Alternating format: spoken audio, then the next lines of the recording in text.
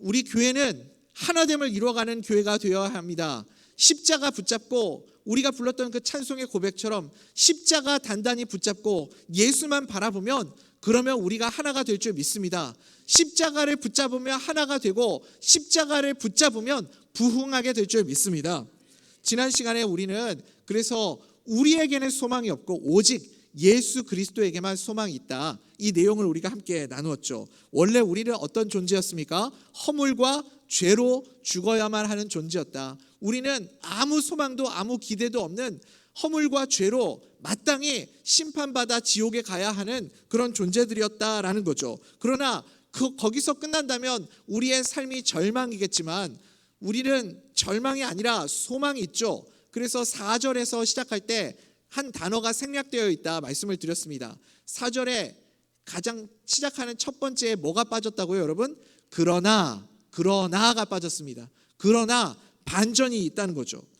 왜 그러나라고 시작되냐면 나라는 존재는 절망이지만 우리에게 엄청난 반전이 있다는 겁니다. 그래서 그 반전이 무엇이냐? 바로 하나님의 은혜인 줄 믿습니다. 하나님의 은혜. 그래서 말로 설명할 수 없는, 도저히 우리가 갚을 수 없는 선물, 내 힘으로 내 능력으로 갚아낼 수 없는 하나님이 우리에게 전적으로 하나님이 우리에게 주신 선물, 이것을 우리가 은혜라고 하지 않습니까? 이 은혜가 있기 때문에 우리에게 소망이 있다는 거죠. 그래서 우리가 에베소서 2장 8절 말씀, 너무 유명한 말씀인데 이 말씀 우리 같이 한번 읽어봅시다. 시작. 너희는 그 은혜에 의하여 믿음으로 말미암아 구원을 받았으니 이것은 너희에게서 난 것이 아니요 하나님의 선물이라. 아멘. 아멘. 여러분, 이 은혜 때문에 우리는 소망이 있는 줄 믿습니다. 지난해였죠. 비가 많이 오던 여름에 이제 그 수해 복구를 하던 그 군인, 해병대 군인 장병 한 분이 그 복구 작업 중에 급류에 휩쓸려서 사망하게 되는 그런 안타까운 사건이 하나 있었습니다. 지금까지도 그 사건이 계속해서 이슈화되고 있는데요. 여러분, 우리가 이 급류에 휩쓸리게 되면요, 그 해병대 장병들이 서로 이렇게 팔을 의지하고 이렇게 촘촘히 그렇게 서로를 의지하면서 물속에 들어갔는데도 그 건강하고 신체가 건강한 해병대 장병도 또 옆에 사람이 아무리 튼튼한 사람이 붙잡고 있어도 급류에 휩쓸리면 감당을 못하는 겁니다. 그 누구도 그 급류에서 내 힘으로 벗어날 수 있는 사람이 아무도 없다는 거죠. 여러분, 우리 인생은요, 우리 모두는 다 그 급류 속에 지금 들어와 있는 사람들입니다. 이 급류는 어디를 향해 가고 있느냐? 지옥을 향해 그렇게 빨려 들어가고 있는 급류라는 거죠. 그 누구도 여기에서 벗어날 능력도 힘도 가지고 있는 사람이 없습니다. 가만히 있으면 우리는 저절로 우리가 가진 허물과 죄 때문에 다 지옥에 갈 수밖에 없는 존재들이죠. 그런데 하나님의 은혜가 뭐예요? 하나님의 은혜가 말로 설명할 수 없는 하나님의 은혜가 나의 삶 가운데 개입하여 주시는 거예요. 내 힘으로는 이 급류에서 도저히 빠져나올 능력이 없는데 하나님의 은혜, 전적인 하나님의 은혜로 우리를 건져주시고 구원하여 주신 줄 믿습니다. 그래서 이것을 우리는 하나님의 선물이다, 그렇게 말하는 거죠. 여러분, 이 하나님의 선물, 하나님의 은혜를 결코 가볍게 여기지 마십시오. 어떤 사람들은 이 은혜가 공짜라고 말하는 분들이 있습니다. 그런데 우리가 값없이 받았다고 이것을 공짜라고 말할 수 없습니다. 왜냐하면 이 은혜를 우리가 값을 매길 수 없기 때문에 값없이 받은 겁니다. 너무너무 귀한 선물이기 때문에 값을 매길 수 없어서, 그래서 우리가 이것을 선물로 받은 것이지, 내가 갚을 능력이 있다면 여러분, 그게 은혜겠습니까? 갚을 능력이 없는 너무너무 귀한 것을 내가 능력이 없기 때문에 하나님이 전적으로 선물로 우리에게 주신 거죠. 여러분, 값을 매길 수 없는 것을 우리가 보물이라고 말하지 않습니까? 우리나라 예를 하나 들어볼까요? 우리나라 국보 70호인가요? 훈민정음 해례본이 있지 않습니까? 훈민정음 해례본의 값이 얼마일까요? 해례본이 이제 훈민정음이 어떻게 만들어졌는지를 설명하는 책이잖아요. 그 책이 값을 매긴다면 얼마 정도 매길 수 있을까요? 우리나라 보물이니까요. 한 1조 그 정도면 될까요? 1조? 1조는 너무 싼가요? 한 10조라고 합시다. 한 10조. 10조. 이게 한 10조라고 하면 여러분 이 훈민정음 해례본을 일본에다가 10조 주고 팔겠어요? 여러분 좀 많이 필요하십니까 요즘에? 그거 팔아서 우리 교회 지을까요? 여러분 그게 아무리 그 값을 쳐준다고 하더라도 너무 귀한 거면 우리가 그거 그렇게 팔지 않겠죠. 그게 값이 없는 것이 아니라 가격이 없는 것이 아니라 측량할 수 없는 가격 아닙니까? 그렇죠 여러분? 너무 귀해서 가격을 매길 수 없는 것, 이것을 우리가 뭐라고 한다고요? 은혜라고 한다고요. 너무너무 귀해서 우리가 감히 그것을 내가 가지고 있는, 내가 생각할 수 있는 어떤 가격에 한계를 둘 수 없는 것, 그것이 바로 은혜입니다. 그래서 우리가 구원받은 것은 이 전적인 하나님의 은혜 말고는 설명할 방법이 없습니다. 절망밖에 없는 우리가 유일한 소망 되시는 예수님의 은혜를 붙잡아야 우리가 살 수 있는 줄 믿습니다. 그래서 여러분 교회는 은혜를 잃어버리면 끝나는 겁니다. 은혜를 붙잡아야 됩니다. 오늘 우리가 읽은 이 에베소서 2장 11절에서 22절의 말씀의 핵심 메시지가 뭐죠? 하나됨입니다. 하나됨. 교회의 하나됨, 가정의 하나됨. 이 하나됨의 핵심인데 여러분 교회가 언제 가장 아름답습니까? 교회가 가장 아름다운 모습이 어떤 모습일까요? 돈이 많은 교회가 아름다울까요? 당연히 이건 아니라고 생각하시겠죠. 사람이 많으면 어떨까요? 사람이 많으면 아름다워 보이긴 하죠. 우리가 보기에는 참 보기 좋고 아름다운데 성경은 사람이 많은 것이 아름답다 말씀하지 않습니다. 성경이 가장 아름다운 교회의 모습이 어떤 모습이다 말씀하시는 그림은 무엇이냐면 하나됨이 있는 교회입니다. 하나됨이 있을 때 그 모습이 가장 아름다운 교회죠. 그래서 여러분 어떤 분이 그러더라고요. 교회는 싸움만 안 해도 저절로 부흥한다. 분쟁만 없어도 저절로 부흥한다. 그런 말이 있더라고요. 근데 보면은 교회마다 이 분쟁이 없는 교회가 별로 없어요. 다 분쟁하고 서로 나누고 싸우고 다투고 그러지 않습니까? 우리 교회는 하나됨이 있는 교회인 줄 믿습니다. 왜 교회에 이런 분쟁들이, 이런 다툼들이, 나눠짐이 생겨나는가? 왜냐하면 내가 어떤 존재인지를 자꾸 잊어버리기 때문에 그렇습니다.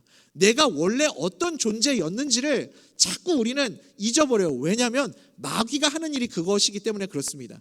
마귀가요 자꾸 우리한테 와가지고 내가 어떤 존재였는지를 잊어버리게 만들어요.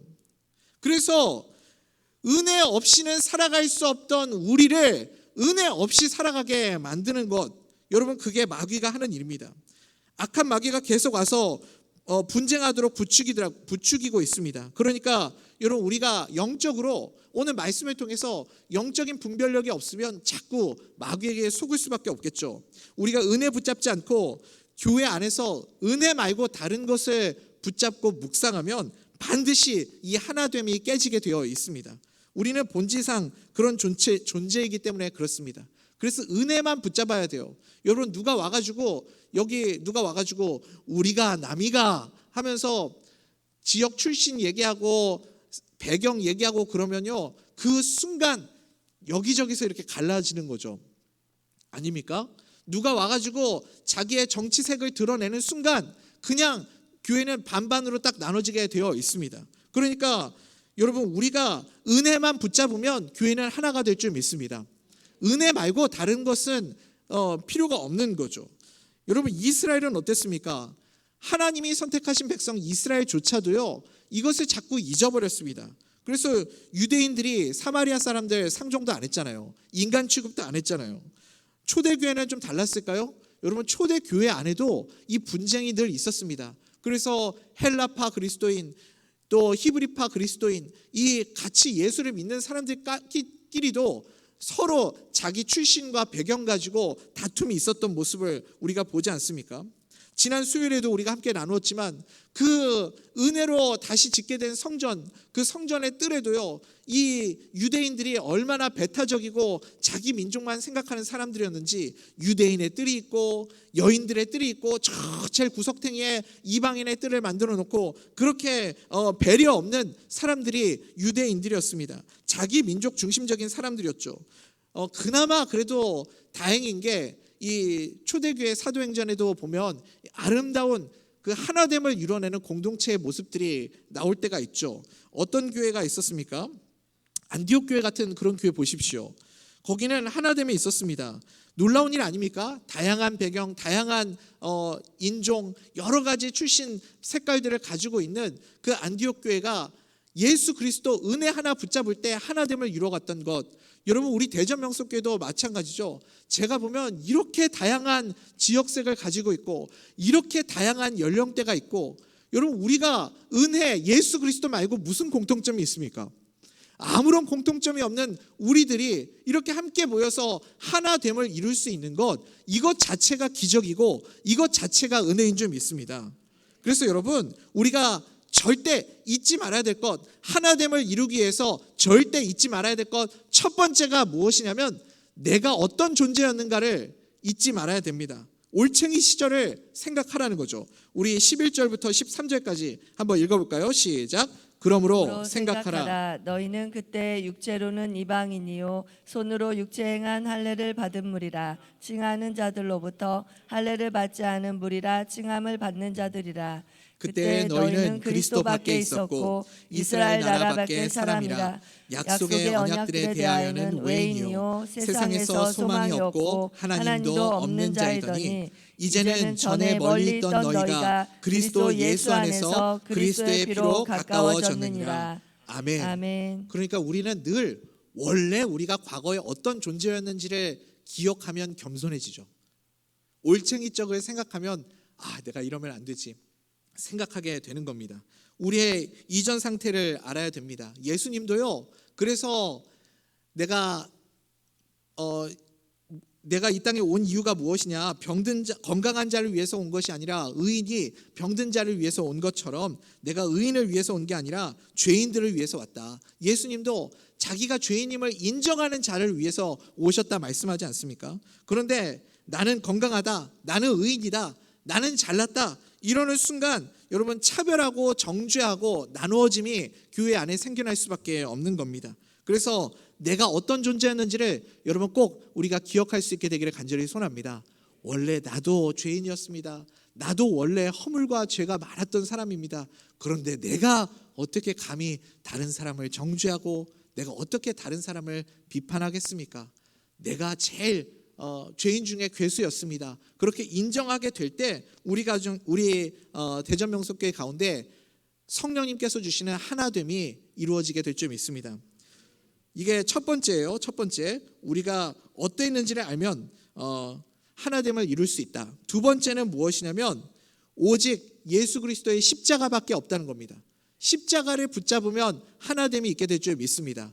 오늘 우리가 불렀던 찬송의 고백처럼 십자가 단단히 붙잡고 예수 그리스도의 십자가를 붙잡을 때 우리 가운데 주님께서 하나됨을 이루어 주십니다. 우리 14절부터 16절 같이 읽어보겠습니다. 시작. 그는 우리의 화평이신지라 둘로 하나를 만드사 원수된 것 곧 중간에 막힌 담을 자기 육체로 하시고 법조문으로 된 계명의 율법을 폐하셨으니 이는 이 둘로 자기 안에서 한 세 사람을 지어 화평하게 하시고 또 십자가로 이 둘을 한 몸으로 하나님과 화목하게 하려 하심이라. 원수된 것을 십자가로 소멸하시고. 아멘. 아멘. 그러니까 여러분 보세요. 예수 그리스도의 십자가 이거 붙잡으면 십자가만 외치게 되면 교회는 반드시 하나 되게 됩니다. 반면에 여러분 우리가 십자가 말고 다른 거 인간적인 장점들, 인간적인 유명함, 인간적인 인기도 이런 거 따지다 보면 여기저기서 갈라지기 시작하는 겁니다. 고린도 교회가 그랬잖아요. 고린도 교회처럼 장점이 많은 교회가 어디 있어요? 고린도 교회처럼 은사가 많은 교회가 어디 있습니까? 그런데 바울파로, 게바파로, 아볼로파로, 그리스도파로 이렇게 나눠지게 된 이유가 무엇이죠? 다 인간적인 장점들 가지고 그렇게 나눠진 것 아닙니까? 십자가 때문에 하나 된다. 여러분 이것을 꼭 기억하십시오. 그래서 하나됨이 없다면 이유는 한 가지입니다. 내가 아직 죽지 않아서 그렇습니다. 예수 그리스도가 살고 나는 죽어야 하나됨이 있는데 나를 부정하고 예수 그리스도를 긍정할 수 있어야 되는데 여전히 내가 살아있기 때문에 내가 십자가를 붙잡지 못하기 때문에 계속해서 나누어짐이 있는 거죠. 나를 죽었다라고 고백하는 자들이 모인 곳이 어디예요? 그게 교회죠. 여러분 내가 죽었음을 인정하십니까? 목사님 제 성질 아직 안 죽었어요 라고 하시면 안 돼요, 여러분. 이제 다 우리는 그리스도의 십자가에 나는 죽고 내 모든 성품도 기질도 내 속성도 내가 살아왔던 과거의 모든 것들도 다 못 받고 예수로만 살아가는 믿음의 사람들 될 수 있기를 간절히 소원합니다.